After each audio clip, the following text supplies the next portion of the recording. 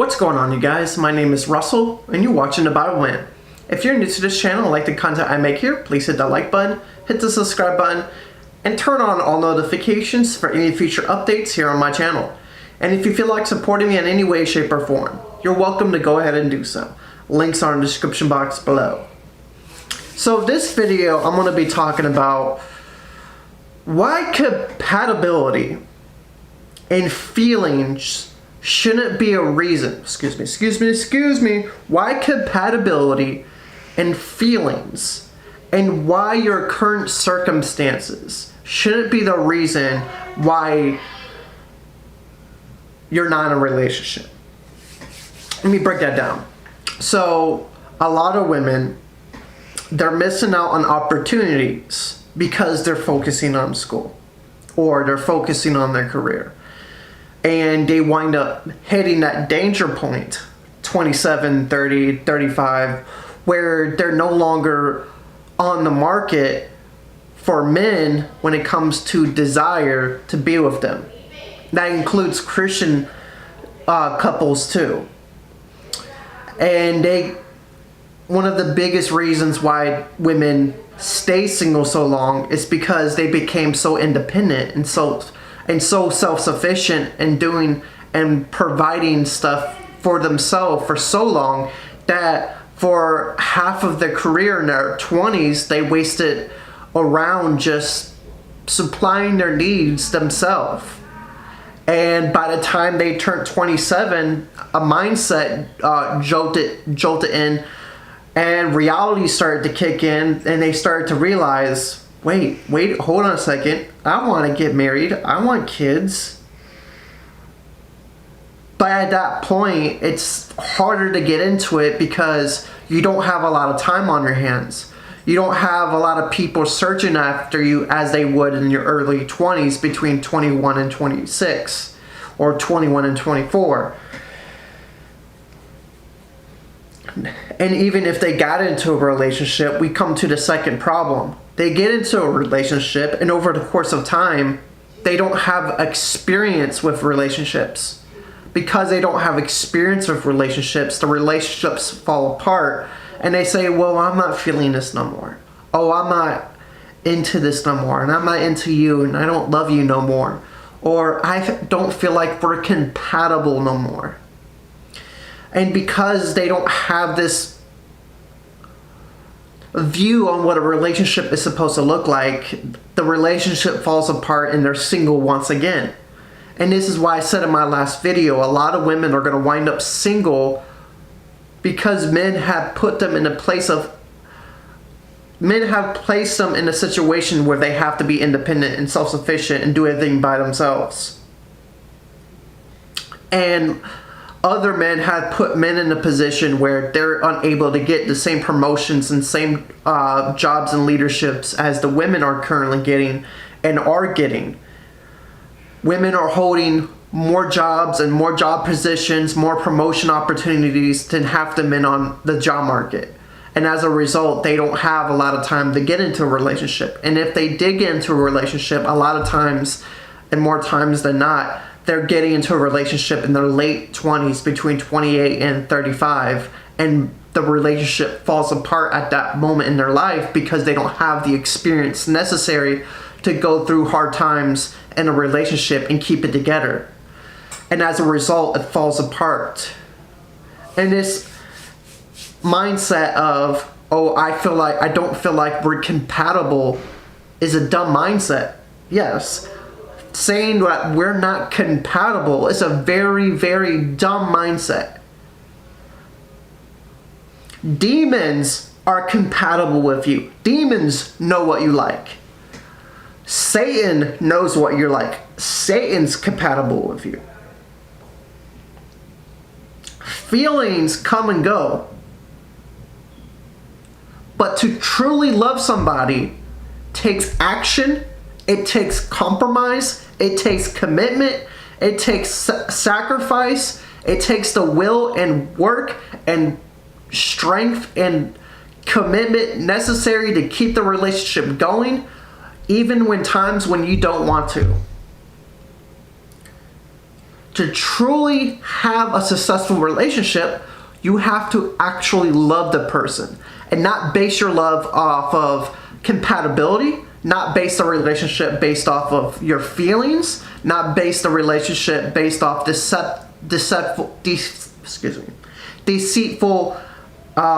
feelings that are coming from your heart that may be wrong. You have to base the relationship off of love.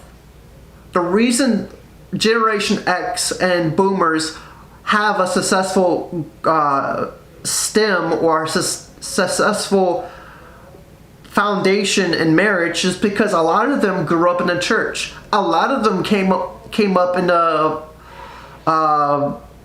generation where they had to learn skills as they went along through life, because they grew up in the Great Depression and life was hard and tough. So they had to figure things out together as a couple, and those skills were passed down from the Boomers to Generation X, and they were stronger because of it. But Millennials and Generation X, they don't know what they have.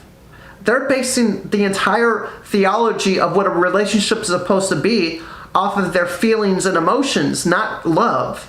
It may feel like love, but it's not. What they don't even know what they have until it's gone. 9 times out of 10 years after it's gone. And then by then it's too late. The point I'm making, and this is something I want anyone to do. If you're currently 18 years old, do not wait for a relationship if you have a desire to get married and have kids one day. Pursue a relationship if you're about to go to college. Maintain that relationship while you're in college. Do the same thing once you find your career. Pursue and maintain that relationship with your career and throughout your entire life. To truly be in a successful relationship that leads to marriage, and to keep your marriage together once you have kids, it takes compromise. It takes sacrifice. It takes commitment. It takes love. It takes the willingness to sacrifice what you like for the other person, and the other person to sacrifice what they like for their partner. It takes the willingness to step outside your comfort zone and realize when you're wrong and when you're right, and forgive and forget, and to reconcile with each other and keep on moving through life together through good times and hard times. Life is hard, and it is about to get a lot harder for a lot of people because they don't understand what it means to have a successful relationship. They throw all these things into a relationship, what they seek out of a partner. Are we compatible?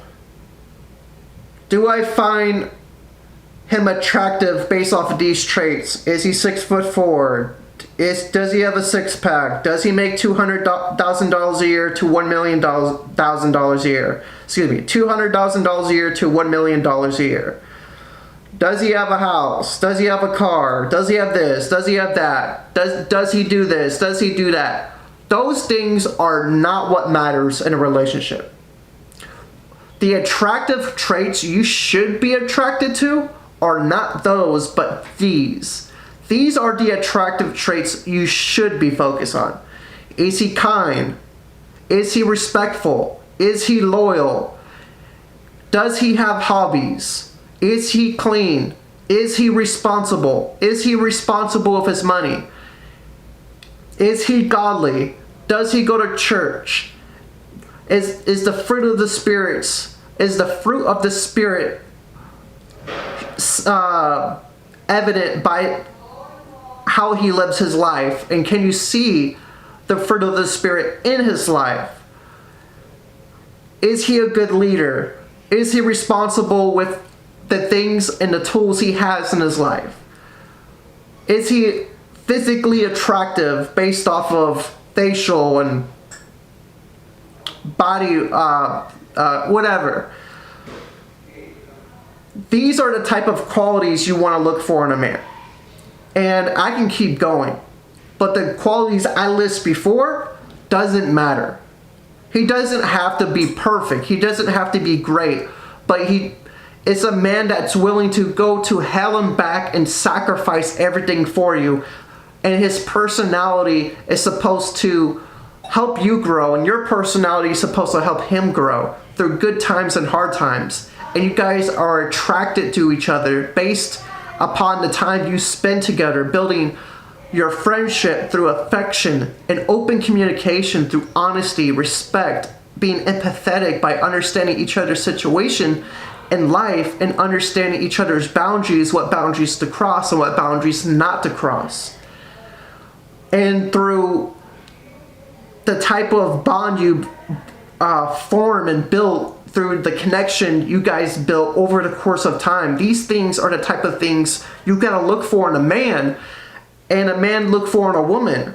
But I feel like in our culture today, a lot of men are turning away from a relationship because they're not even given a chance or the opportunity to be a part of that woman's life, and that woman isn't mentally or physically or spiritually right to even have a relationship. And a lot of women are turning away from the gospel of the kingdom of God, and they're not even capable of having a godly relationship themselves. A lot of godly men want a godly relationship that leads to marriage. And there's a huge shortage in that field. And it's going to keep getting smaller and smaller and smaller as the years go by, because the world's going to get more wicked and more wicked and more evil as time goes by. And a lot of people are turning away from the gospel and turning to the ways of the world. But God brought marriage, made Adam and made Eve as a companion to live together. And marriage is a gift. It is a sacred, holy, precious, the most awesome gift you can have. And a lot of people just don't understand what they have. And sometimes, and in most cases, they will never understand what they will have, because their entire personality will be based off of pride and arrogance, and they'll be too naive to see what was ever in front of them. But in some cases, they will realize what they have, but by the time they lose it, it's too late. And their entire life will be full of shame and anger and frustration because they had something so awesome and so precious and they let it slip through their fingers. Unfortunately, I'm one of those guys who hasn't had the ability to understand or experience a relationship at all. I have no friends. I have family, but no friends. I never been in a relationship before, which means, yes, I never kissed a girl before. Why am I bringing that up? But I have faith. I have faith. God will set me up with somebody who's going to love me, someone who's faithful to me, someone who's beautiful, someone who's attractive to me, someone who will come into my life at the right moment and at the right time and on God's timing, someone who would love to spend time with me and understand I'm going to have hobbies and she would have hobbies herself, someone who would love to have Bible studies with me and pray together with me and spend time with me, someone who is respectful, someone who doesn't use profanity, someone who's kind, loving, caring, smart, intelligent, hardworking. Again, I don't have anything wrong with a woman who works, or a woman who's independent, or a woman who's self-sufficient. I think that's very attractive. If you're a woman and you are independent, self-sufficient, work full-time, and have your own car, I think that's very attractive. What I don't find attractive is super revealing clothes or clothes that don't glorify God. Another thing I would really like in my future spouse is a woman who will dress in a God-glorifying, modest way.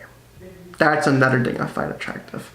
So I have faith God will provide me with the right one sometime in my life. In the meantime, I'm focusing on myself. I'm focusing on the kingdom of God. I'm focusing on making sure what my path is, my path in life is. Until that person comes into my life in a way where God is clearly showing me that He is putting somebody in my life and I should go for it, then I can actually have that kind of relationship. But one thing I should probably mention before I end this video, if you have a desire for marriage, that doesn't necessarily mean you're going to find somebody. But if you have a desire for singleness, it's probably easier to have a desire for singleness and stay single and be happy than have a desire for marriage and be disappointed when you don't get married. Most people have a desire for marriage and wind up never ever experiencing marriage at all. But I have faith God will eventually put somebody in my life who understands that I'm not going to be making more than $25,000 to $35,000 a year ever in my life. And she's going to be willing to split the bills with me. That's the type of person who I'm willing to settle with. I'm going to tell you straight up, I'm not perfect. I'm not going to lie to you and tell you as a Christian I'm making a lot of money. I'm broke just like everybody else. I make less than $15,000 a year. But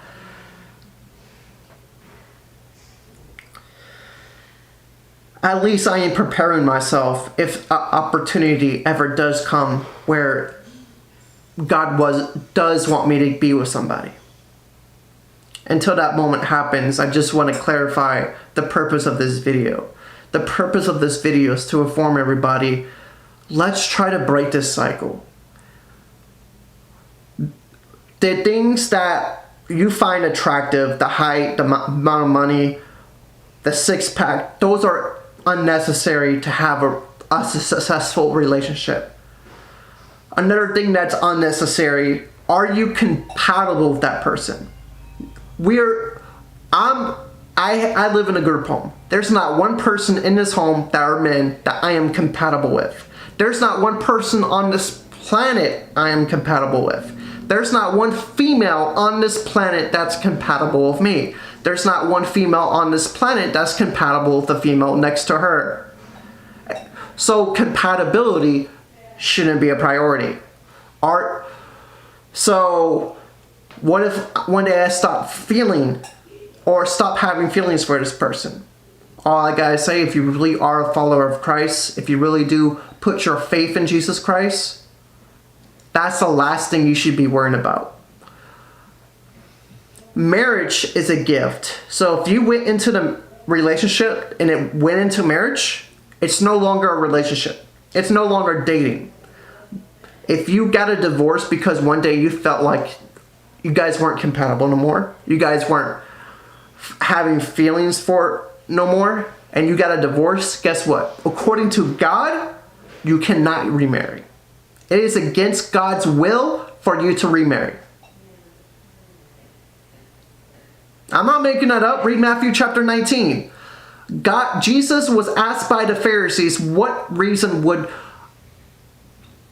you give for a divorce? And the only reason God gives for a divorce is adultery. If I slept with another woman while I am married, the woman can file for divorce and remarry. But if I slept with but if I was the one cheated on, I can file for divorce and remarry. There's no other excuse in marriage for you to file for divorce. Oh, I'm not having feelings for the person no more, so therefore I'm getting a divorce. Don't even get a divorce. You want to know the best tip to have a successful marriage? I'm going to give you the best tip possible. Drum roll, please. Grow up. Grow up. In other words, if you don't have feelings for your partner no more, grow up. If you don't love your partner no more, grow up. If you don't want to be with your partner no more, grow up. The only excuse you can use is if he slept on you or cheated on you to get remarried. If he didn't do that, you gotta stay married if you are actually a follower of Jesus Christ. Yes, it's harsh. And Jesus' own disciple said, wouldn't it be better if a man never married in the first place? Marriage is a sacred, precious gift for a reason. It's not to be taken lightly. And what our culture has done, it has took the idea of marriage and water it down to the point where when people look at marriage, they look at it, well, okay, whatever. It's just marriage. It's just that. And not realizing the layers behind marriage and what the intended purpose behind marriage was. Marriage takes compromise. Marriage takes sacrifice. Marriage takes the ability to forgive, forget, and reconcile and keep on living and get through life through good times and hard times in a relationship by being empathetic and understanding on both sides and learning through life through good times. Marriage takes the ability to love even when things are tough, and love requires the action, not the type of love you base your feelings off of, because feelings come and go. Love requires a lot when you are married, and a lot of people just don't understand that. But I do. And it's something I'm learning every day. And I've never even been in a relationship before. So all these people who have these relationships and don't understand relationships, and the relationships wind up ending and falling apart, I find it super ironic. I can sit here behind my camera and tell you from somebody who never even been in a relationship how sad I am that you can't even keep a relationship. Most women can't even have a relationship because how prideful and arrogant they are. And that goes for men too. Men are prideful and arrogant too.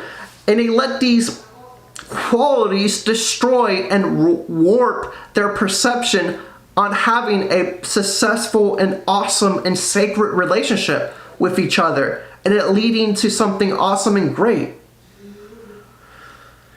And a lot of times I get disappointed when I see the world around me because it's something I want, but I realize so many people have failed and messed up before.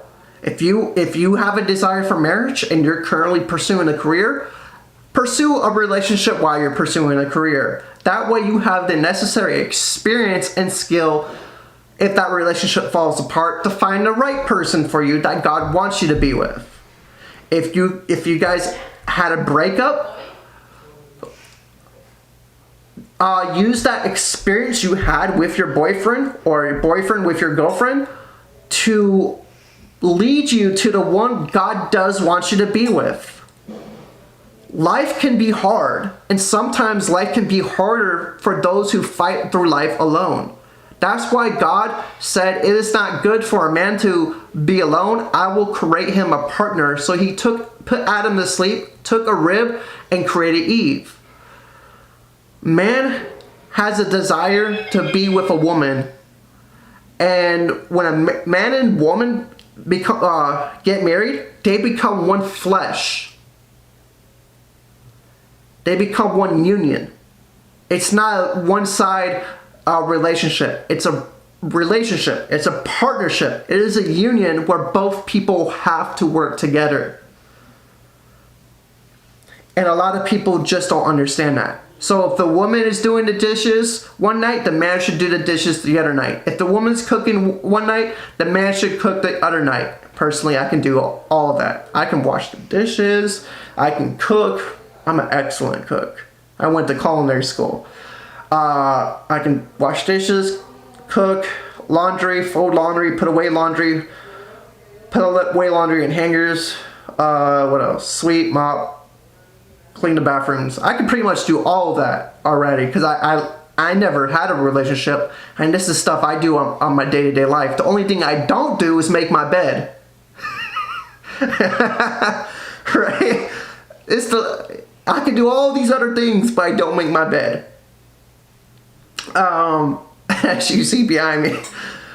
And the man can do that stuff one night, and the woman can do the stuff the next night. We're both getting home from one day of work, you guys can play rock, paper, scissors. Who could do what? That's all I'm saying, man. Like, I feel like we lost what a relationship is supposed to be like. If you want the best advice for a relationship, go talk to a couple of baby boomers. No, a lot of you don't want to hear that, but go talk to a couple of baby boomers.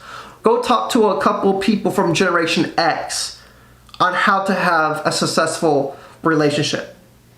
They'll give you the best advice possible. I get all my advice from them, and I never even had one. What to do, what not to do, have hobbies, do this, don't say this, don't share your feelings. These are just examples based off of circumstances in the time of the relationship. Alright guys, that's about it for this video. Thank you guys for watching. My name is Russell. Hope you guys enjoyed this video. My name is Russell and you guys are watching The Bible Man.